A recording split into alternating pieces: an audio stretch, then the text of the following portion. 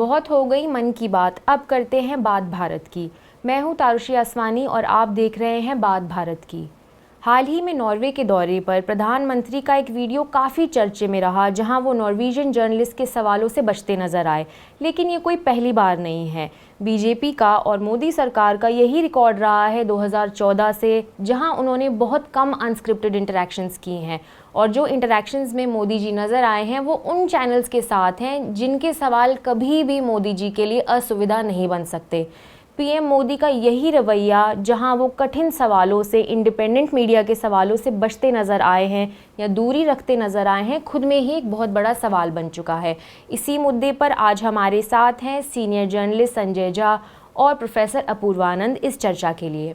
अपूर्वानंद जी, पहले मैं आपसे जानना चाहूँगी कि ये जो पूरा वाक़या पेश आया जिसमें मोदी जी जो है इंटरनेशनल प्रेस के सवालों से बचते नज़र आए, तो इससे भारत की क्या तस्वीर बनती है इंटरनेशनल स्तर पर? क्या ये एक लोकतांत्रिक मजबूती का मुजाहिरा है या एक बहुत ही असुविधाजनक उनके लिए मोमेंट हो गई?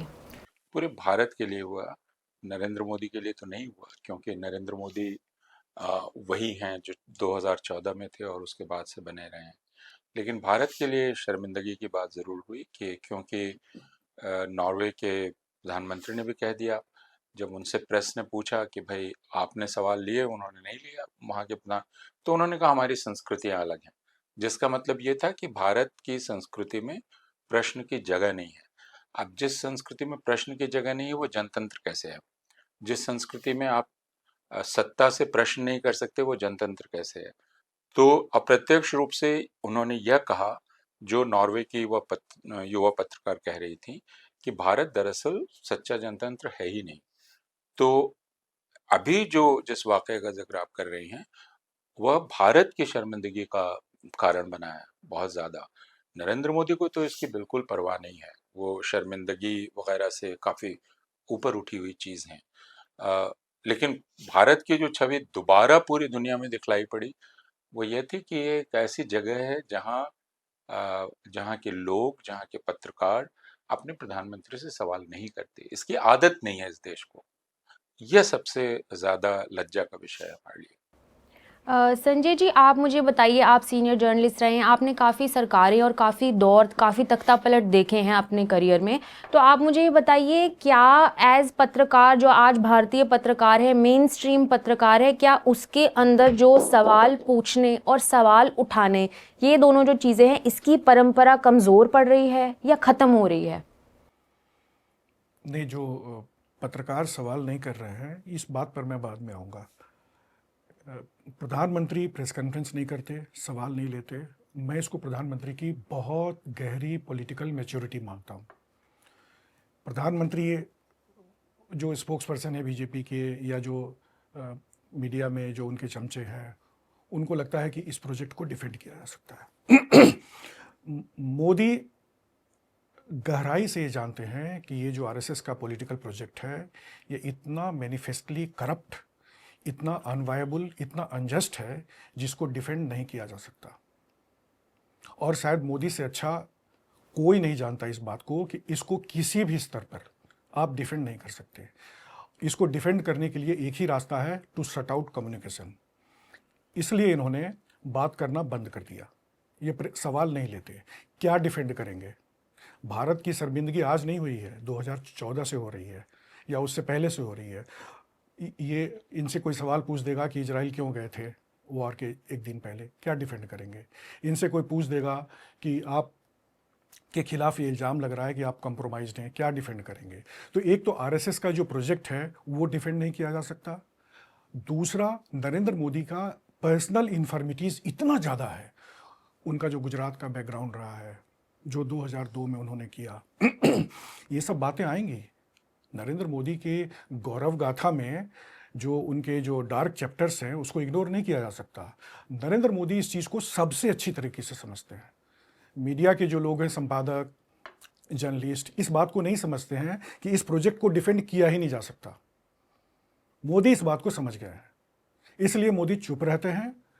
मोदी जब तक प्रधानमंत्री रहेंगे, जब तक डोमिनेट करेंगे इंडियन पॉलिटिक्स को, वो कम्युनिकेशन कन्वर्सेशन के खिलाफ रहेंगे, वो हर तरह के कम्युनिकेशन को क्रश करेंगे।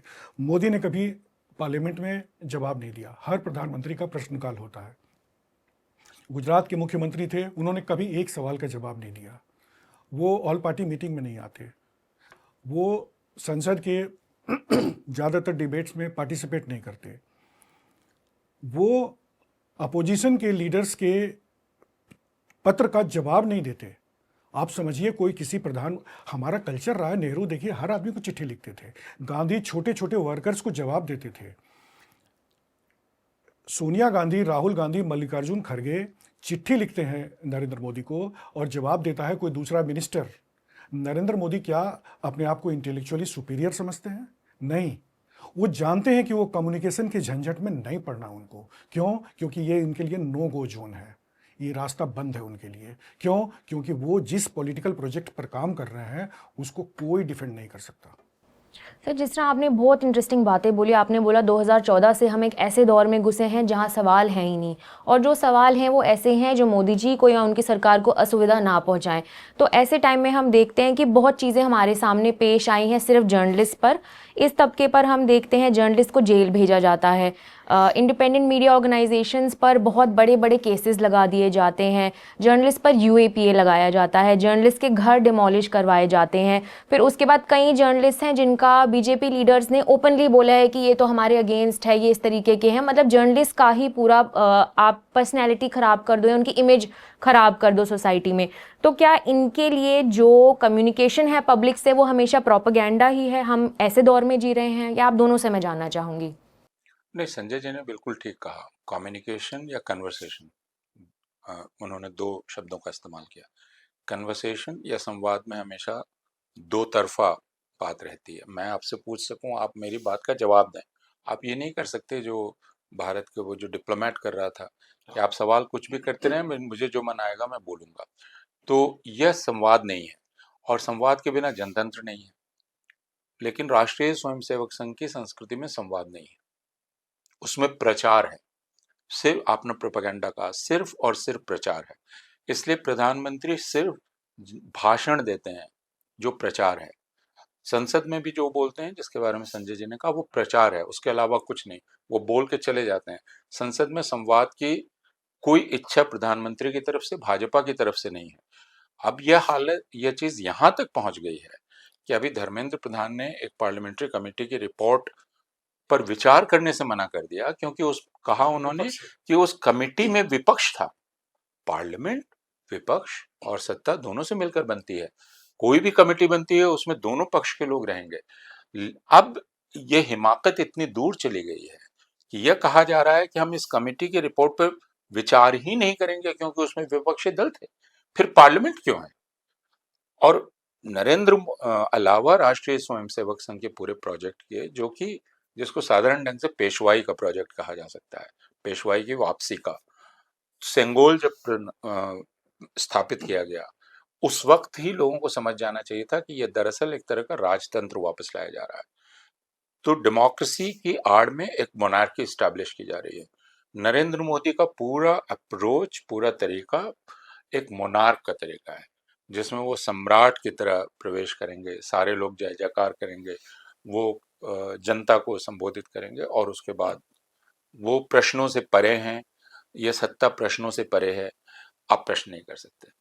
तो आपने जो, इसलिए पत्रकार नाम की कोई सत्ता नहीं रहेगी, इसलिए पत्रकारों के घर डिमोलिश कर दिए जाएंगे। जो पत्रकार कुछ पूछने की का दुस्साहस करेंगे उनको बदनाम किया जाएगा। यह सब कुछ 2014 से चल रहा है, और भारतीय जनता पार्टी दुस्साहस के साथ ये कर रही है, क्योंकि भारत की जो राजकीय संस्थाएं हैं वो पूरे तौर पर भारतीय जनता पार्टी के साथ मिली हुई हैं। आप बार बार जर्नलिस्ट और पत्रकार शब्द का इस्तेमाल कर रही हैं, ये कहाँ है? जर्नलिस्ट कहाँ है? कोई अगर टीवी एंकर स्टूडियो में बैठ के ये बोले कि हमारे प्रधानमंत्री के खिलाफ मैं नहीं सुन सकती, मैं अपने प्रधानमंत्री को डिफेंड करूंगी।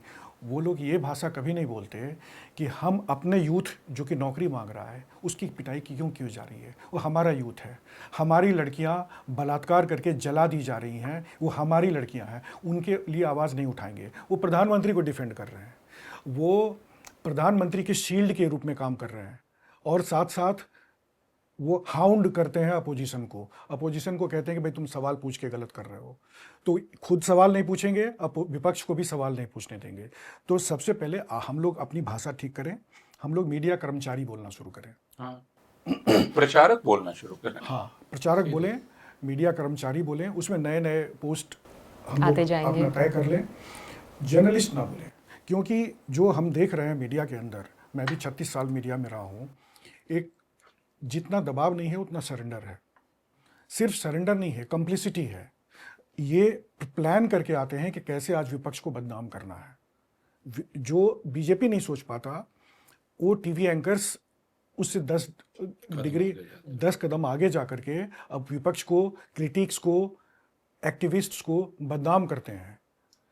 ये एंकर्स कहते हैं कि हमारे प्रधानमंत्री को बदनाम किया जा रहा है। वो कभी नहीं बोलते कि हमारे देश में सुधा भारद्वाज जेल में रहेगी, हमारे देश में उमर खालिद को बगैर ट्रायल के 5 साल जेल में रहना पड़ेगा।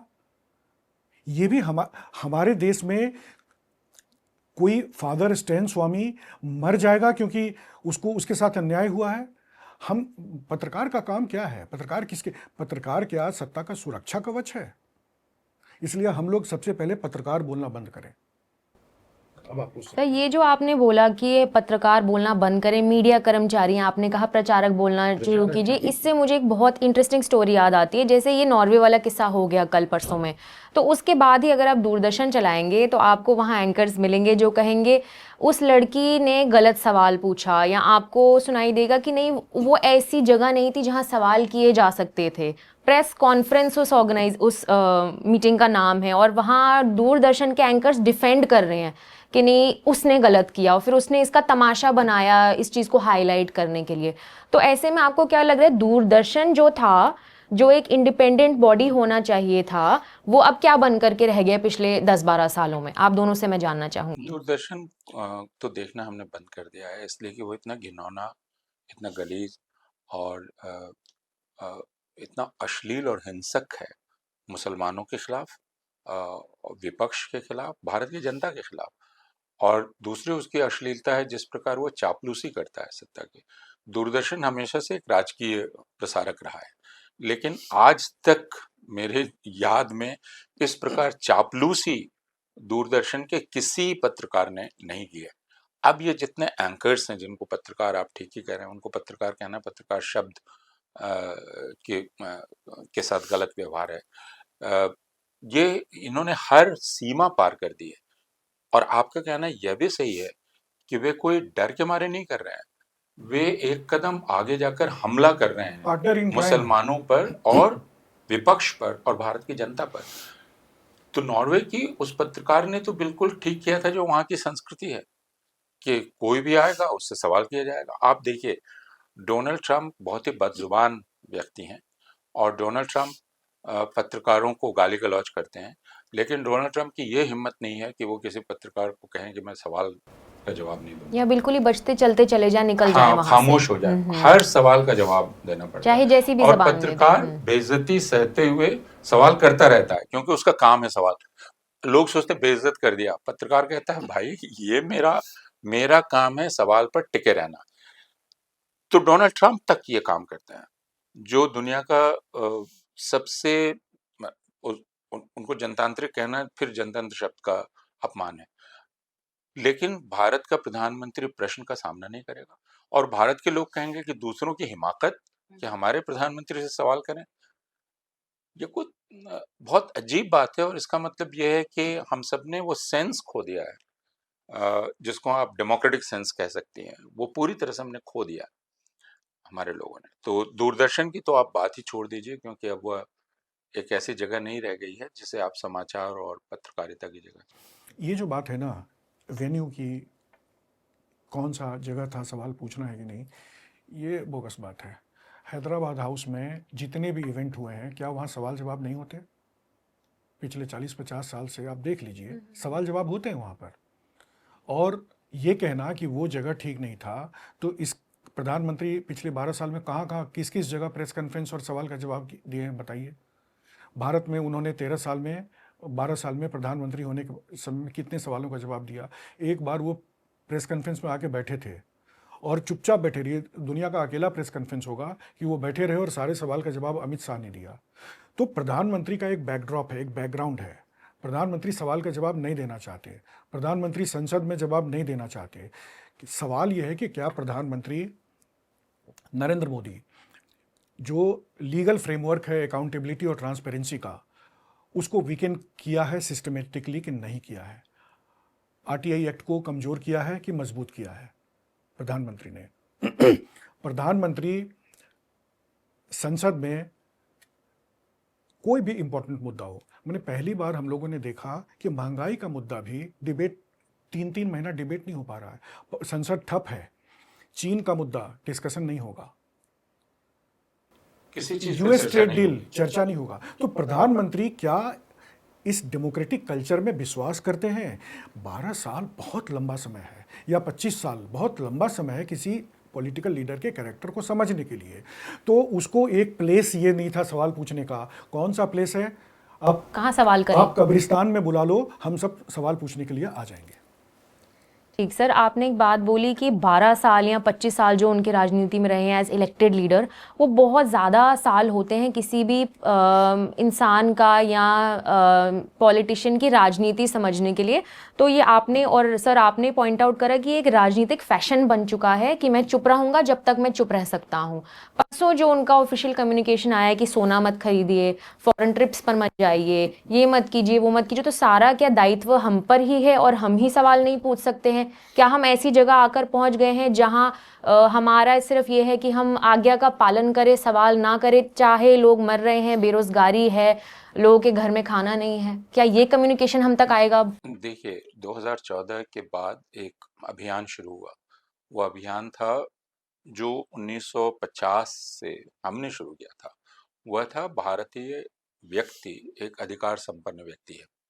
मेरे पास कुछ अधिकार हैं जिनको कोई मुझसे छीन नहीं सकता। वो मेरे पैदा होने के साथ ही मुझे मिले हैं, अविच्छिन्न है।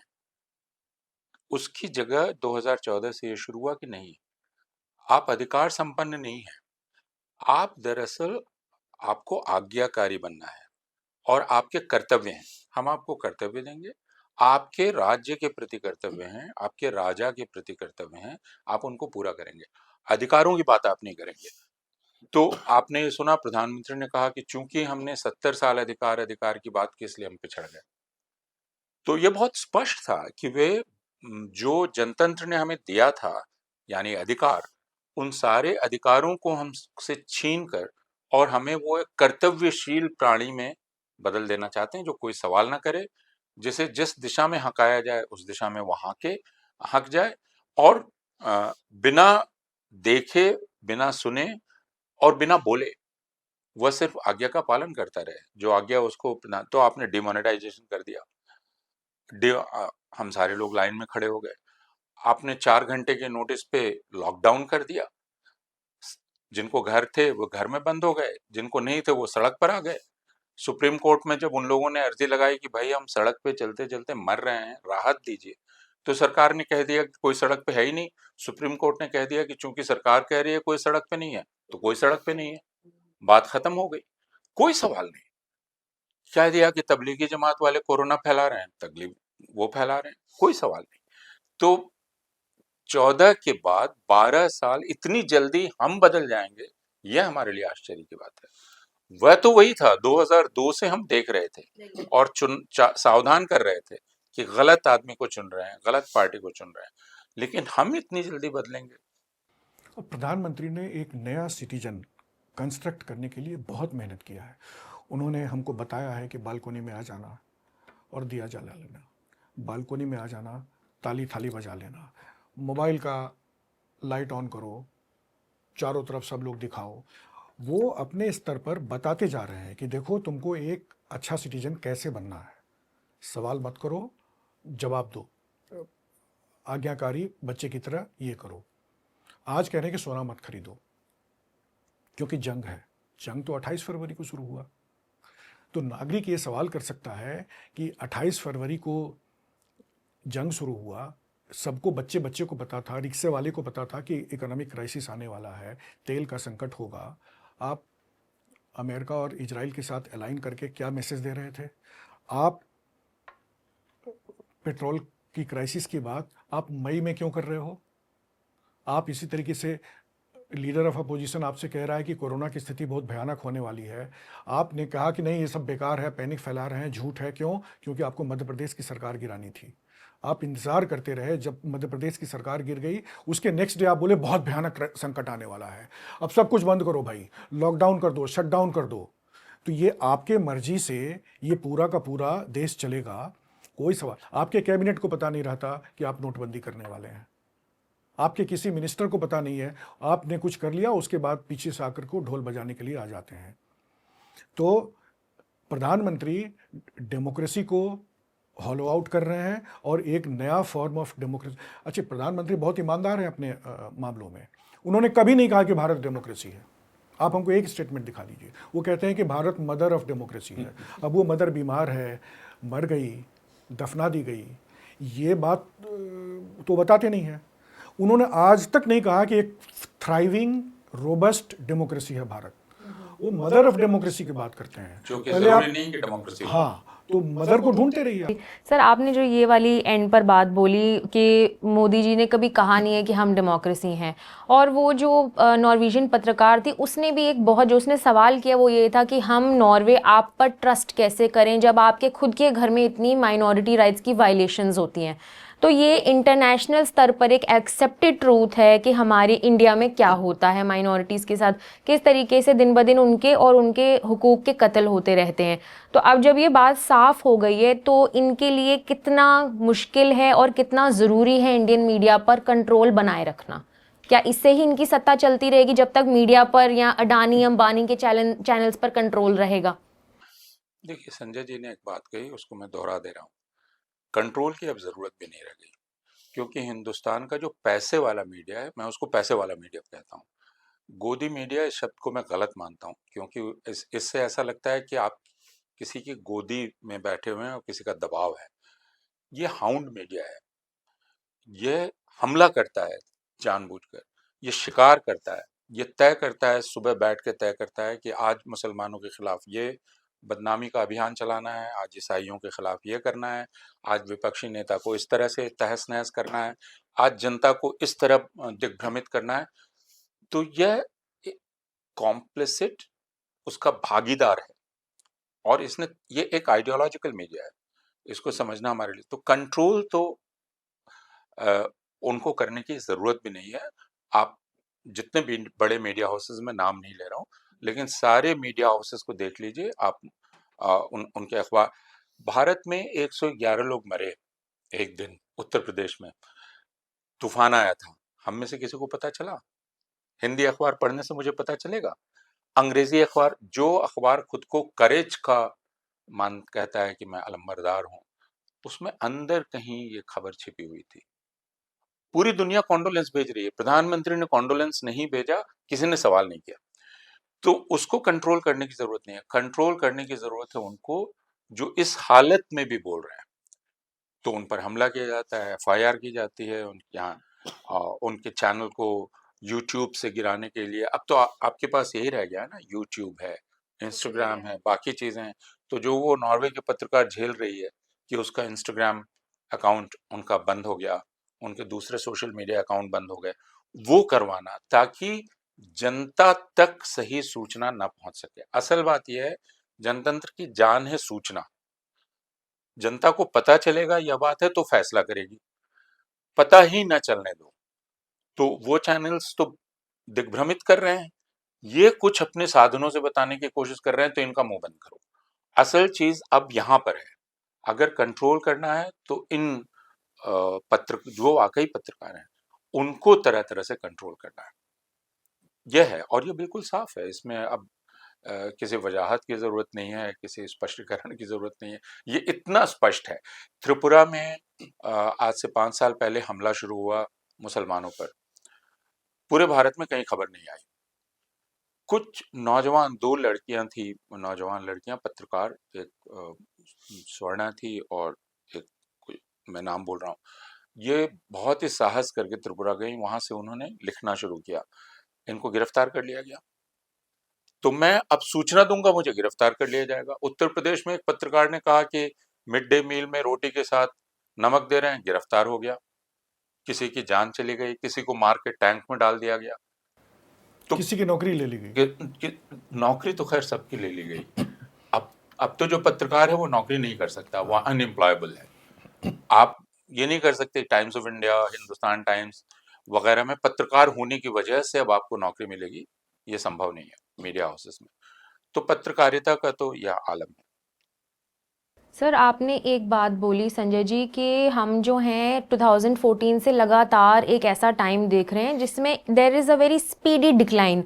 बहुत तेज़ी से जो है पत्रकारिता से हम प्रेस रिलीज जर्नलिज्म, मैं इसको कहना चाहूँगी, जो आजकल चल रही है, जिसमें हर एक चैनल एक ही गाना गाएगा कि मोदी जी बहुत अच्छे हैं, मोदी जी ने किया होगा, सोच के किया होगा। और अगर इसके खिलाफ कोई जाएगा, जैसे अगर कोई चैनल या कोई अखबारी लिखने की जुर्रत कर रहा है कि ऑपरेशन सिंदूर में क्या नुकसान रहा, या बीबीसी की गुजरात राइट्स की डॉक्यूमेंट्री बैन हो गई, या विदेशी पत्रकार जो भारत आते हैं उनको वापस भेज दिया गया क्योंकि उन्होंने ऐसा कुछ लिखा जो मोदी जी को पसंद नहीं आया। तो ऐसे माहौल में जो नए पत्रकार हैं, जो नई पीढ़ी है, जो पत्रकारिता वाकई पत्रकारिता करना चाहती है, तो उनके जहन में क्या आएगा? क्या वो इस प्रोफेशन में दाखिल होना चाहेंगे या उनके लिए एवेन्यूज है ही नहीं? देखिए, लोकतंत्र इतने बड़े संकट में है कि पत्रकारिता भी संकट में है।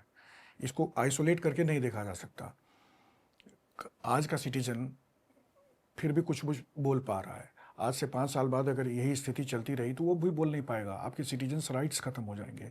मीडिया कर क्या रही है और ऐसे मीडिया में आप क्यों जाना चाहेंगे? मीडिया को ये समझ ही नहीं है कि डेमोक्रेसी मुद्दा है, पावर मुद्दा नहीं है। मीडिया बीजेपी के विक्ट्री को सेलिब्रेट कर रही है। वो सैंक्टिटी ऑफ इलेक्शंस के ऊपर सवाल नहीं उठा रही है। कोई चीफ इलेक्शन ऑफिसर स्टेट का चीफ सेक्रेटरी बन जा रहा है, मीडिया के लिए ये मुद्दा है। मीडिया के लिए ये मुद्दा नहीं है कि वहां मुख्यमंत्री कौन बन गया। तो मीडिया पूरी डेमोक्रेसी को परवर्ट सबवर्ट करने के लिए जी जान से लगी हुई है। तो जो नए यूथ हैं इनको इंतज़ार करना पड़ेगा और कम्युनिकेशन के नए एवेन्यूज़ खोलने पड़ेंगे। हैं, यूट्यूब ने, इंटरनेट ने बहुत सारे ऐसे प्लेटफॉर्म्स दिए हैं जहां जो बात अपना रखना चाहते हैं रख सकते हैं। लेकिन ये जो मीडिया का जो मेन स्ट्रीम इंफ्रास्ट्रक्चर है, इसमें कोई क्यों जाना चाहेगा और जाना भी नहीं चाहिए। आप अगर पार्टनर इन क्राइम बनना चाहते हैं, आप सरकार का commander in chief, inspector, DG, IG बनना चाहते हैं, तो आप मीडिया में ज्वाइन कीजिए। अगर आप पत्रकार बनना चाहते हैं तो पोस्टर लगाओ, सड़क पर चीखो, चिल्लाओ, कविता लिखो, बोलो कि ये गलत हो रहा है। हम जनता के साथ हैं, हम सत्ता के साथ नहीं हैं। इस इंफ्रास्ट्रक्चर में जाने की कोई ज़रूरत नहीं है। सर, जनता के साथ जाने वाले जो पत्रकार हैं या जो जनता के लिए जनहित में काम करने वाले पत्रकार हैं, उनका अंजाम हम डे टू डे लाइफ में देखते रहते हैं। तो हमारे सामने एक बहुत क्लियर स्टेटमेंट है कि message the wire, the Quint, the scroll, news laundry नहीं है, मैसेज इज़ मोदी। हमारा बॉयल डाउन यही है कि जो मोदी जी कहते हैं वही मास मैसेज हो जाता है, वही मन की बात हो जाती है। हम वही मन की बात में बैठे रहते हैं, उसी बात में सोचते रहते हैं। उसके अलावा जो भी इन्फॉर्मेशन होती है उसमें भी मन की बात में जो भी कंटेंट शेयर होता है उसी की झलक होती है। तो ऐसे में are we standing in a situation जहां इंफॉर्मेशन वैक्यूम है और उस वैक्यूम में जो इंफॉर्मेशन है वो सिर्फ मोदी जी की है जो वो चाहें? नहीं, मैं ये मानता हूं कि एक तरह की जंग चल रही है। वो जंग है उन लोगों की जिनके पास कोई साधन नहीं, लेकिन जिनके पास एक विचार है और जिनके पास एक प्रतिबद्धता है। वो प्रतिबद्धता जनतंत्र की है। तो वे अपनी साधनहीनता के बावजूद अ, उस प्रतिबद्धता को जीवित रखने के लिए जी जान लगा रहे हैं। अब आप सिर्फ एक उदाहरण देखिए जिसको हो सकता है लोग सीरियसली ना लें, ना हो, लेकिन मैं उसको एक प्रतिक्रिया मानता हूँ। वो ये कि अभी मुख्य न्यायाधीश ने कहा कि ये जितने बेरोजगार नौजवान हैं ये कॉकरोच हैं। और एक नौजवान की बात में एक बात आई, वो कहाँ बैठा हुआ है क्या है मैं नहीं जानता, और उसने कॉकरोच जनता पार्टी बना दी। ये एक जवाब था जो उसने दिया, उस पर हम बहस कर सकते हैं, लेकिन मैं ये कह रहा हूं कि इस तरह के साधनहीन लोग यह काम कर रहे हैं, और जो मैसेज का एक मोनोलिथ खड़ा करने की कोशिश की जा रही है, उसमें क्रैक्स आ रहे हैं, वो इन लोगों की वजह से आ रहे हैं, जो अपनी साधनहीनता को ही का इस्तेमाल करके इस पूरे इंफॉर्मेशन मोनोलिथ को तोड़ रहे हैं। और मुझे लगता है यही रास्ता है, यही तरीका है उसमें अब आप देखिए, छोटी छोटी जगहों पर जाइए, मैं देखता हूँ बिल्कुल एक मोबाइल फोन लेकर, एक छोटा सा माइक लेकर, एक कोई लड़की जो आ, किसी के पीछे जाती है और उससे सवाल करती रहती है, कॉरपोरेटर से, बाकी उससे ज्यादा साहस का काम कोई नहीं है, क्योंकि उसको पता है उसकी जान जा सकती है। दिल्ली में बैठकर भाषण देने से जान नहीं जाएगी। बस्तर में जान चली गई उस लड़के की, क्योंकि वो सवाल कर रहा था। और ऐसा साहस करने वाले सैकड़ों लोग हैं इस देश में। तो एक जंग है, ये जंग चल रही है।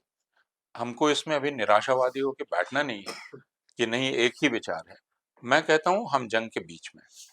एक शेर याद आ रहा है, किसी को अपने अमल का हिसाब क्या देते, किसी को अपने अमल का हिसाब क्या देते, सवाल सारे गलत थे, जवाब क्या देते। तो ये जो सवाल लोग उठा रहे हैं कि वायर हो, क्विंट हो, या जो इंडिपेंडेंट जर्नलिस्ट हैं, इंडिपेंडेंट मीडिया हैं, यूट्यूबर्स हैं, ये मोदी इज़ द मैसेज को स्वीकार करने के लिए तैयार नहीं है। ये पूरा बोगस डिस्कोर्स है। क्योंकि अब क्या इस देश की स्थिति ये हो गई है कि हमको लोकतंत्र क्या है ये बताना पड़ेगा, सत्ता और समाज में कौन इम्पोर्टेंट है ये बताना पड़ेगा। ये सारी चीज़ें तय हो चुकी हैं। जो लोग इस चीज़ को कंफ्यूज करने की कोशिश कर रहे हैं वो डेमोक्रेसी के दुश्मन हैं। तो आपके हिसाब से कौन कंफ्यूज कर रहा है इस चीज़ को, कौन कंफ्यूजन क्रिएट कर रहा है लोगों में? जो एक नया भारत बनाना चाहते हैं, उसमें पॉलिटिशियंस हैं, एक एनजीओ है, कुछ ब्यूरोक्रेट्स हैं, कुछ पत्रकार हैं, कुछ नासमझ सिटीजन्स हैं, और कुछ पगले बाबा हैं, इडियट, जो कि सुपरस्टिशन फैला रहे हैं। ये सारों का एक कॉकटेल बन गया है, और अल्टीमेटली ये कर क्या रहे हैं, ये डेमोक्रेसी को ख़त्म कर रहे हैं। बहुत शुक्रिया आप दोनों का हमारे शो में आने का, और आप दोनों से बात कर कर बहुत हमें जानकारी हासिल हुई कि मीडिया था और मोदी का मीडिया क्या बना रहा है आज के मीडिया को। बहुत शुक्रिया।